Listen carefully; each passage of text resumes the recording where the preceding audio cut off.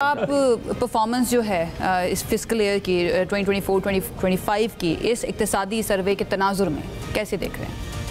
G thank you for the invitation. I think it's important کہ ہم سب ایک economic conversation کا حصہ ہیں، اور پچھلے کچھ سالوں سے جو ہم بطور مجموعی جو ہم اکنامک کرائسس اور معاشی بحران دیکھ رہے ہیں، اس کا ایک فائدہ یہ ہوا ہے کہ یہ ڈسکورس میں کافی اضافہ ہو گیا ہے. پبلکلی ڈسکشن معیشت کے اوپر اور میڈیا کے اوپر بھی بہت بہتر ہو گئی ہے، جو کہ ایک خوش آئند امر ہے.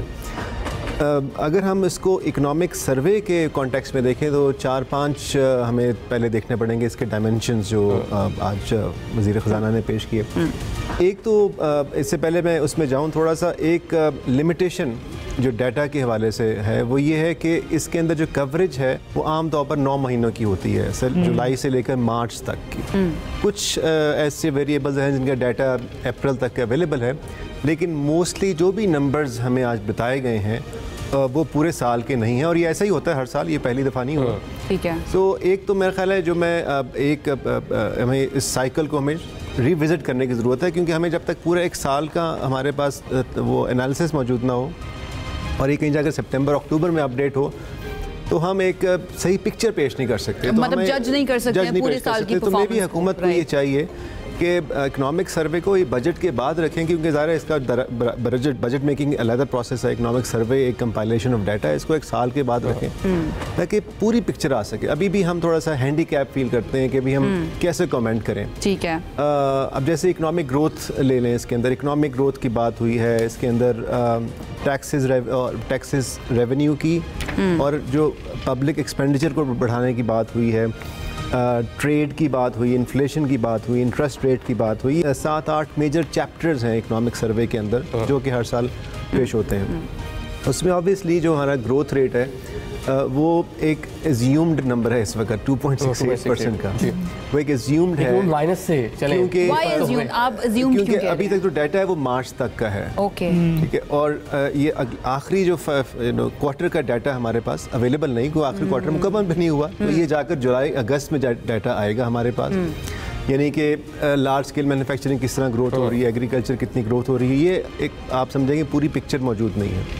تو اس کے جو انڈر لائن جو آج ابھی وزیر خزانہ نے بتایا، اور میں کہتا ہوں کہ چلیں ہم فیس ویلیو پر لے لیں، تو وہ 2.68% ہے، جو کہ پاکستان جیسے معیشت کے لیے بہت کم گروتھ ریٹ ہے. ہمیں ہماری معیشت کے لیے، ہماری ینگ اکانومی کے لیے بہت زیادہ گروتھ ریٹ پاکستان 25 کروڑ کا ملک ہے، تو ہمیں بہت اور اس کے اندر جس طرح بھی فرحان صاحب بھی کہہ رہے تھے. جی ڈاکٹر صاحب ٹارگٹ بھی تو بڑا کم رکھا ہے، 3.6% کا ٹارگٹ رکھا ہے. اصل میں تو یہ بھی کرنا مجھے لگتا ہے بہت بڑی بات ہے. IMF کے پروگرام میں ہوں تو اس کے اندر پھر وہ گروتھ ہے وہ سیکنڈ پریورٹی ہوتی ہے.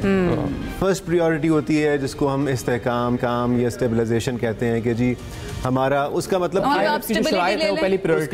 الفاظ میں یہ ہے کہ جتنا ہم حکومت جیسے ٹیکس ریونیو ارن کر رہی ہے یا نان ٹیکس ریونیو ارن کر رہی ہے، اور جتنے اخراجات ہیں اس کے اندر فرق کم سے کم ہو. اس میں حکومت نے تھوڑا بہتری دکھائی ہے، میں یہ ضرور ایڈمٹ کروں گا، اور اس کو ہمیں اپریشیٹ کرنا چاہیے کہ ہمارا جو فسکل ڈیفیسٹ کا نمبر ہے، again on the face value جو نمبر رپورٹڈ ہیں اس کے مطابق تقریباً 3% سے کم ہے، جو کہ پچھلے کئی سالوں کے مقابلے میں بہت بہتر نمبر ہے. اتنا ہمیں کم فسکل ڈیفیسٹ ابھی تک دیکھنے کو نہیں ملا. اور اس کی ریزن کیا ہے؟ ہماری آمدن بڑھ گئی ہے، ہمارے خرچے کم ہو گئے ہیں. دونوں چیزیں کسی حد تک ہیں. اس میں یہ ہے کہ ہماری آمدن میں اس سال جو نمبرز آ رہے ہیں ریمیٹنسز ہی نظر آتی ہیں. دو چیزیں ہیں نا، ایک ہے حکومت کی آمدنی، ایک ہے حکومت کی آمدنی وہ جس میں ٹیکس ریونیو ہے اور نان ٹیکس ریونیو ہے. دوسرا یہ ہے کہ ملک کی آمدنی، اس میں ریمیٹنس ہے، اس میں ایکسپورٹ ہے. تو وہ دونوں چیزوں کو ہمیں فرق دیکھتے ہیں. جو بڑا مسئلہ ہوتا ہے کہ ہم حکومت کے جو اپنے اخراجات میں ہم کیسے کمی لا سکتے ہیں، اس میں حکومت نے کچھ اناؤنسمنٹس تو کی ہیں، لیکن جب تک کہ یہ بجٹ کل پیش نہیں ہوتا تھا، مہم جو ساری چیزیں تھی، کچھ منسٹریز کو ضم کرنا، ختم کرنا، اس کا ایک منیمل سا امپیکٹ ہے، اس کا بڑا امپیکٹ نہیں ہوا.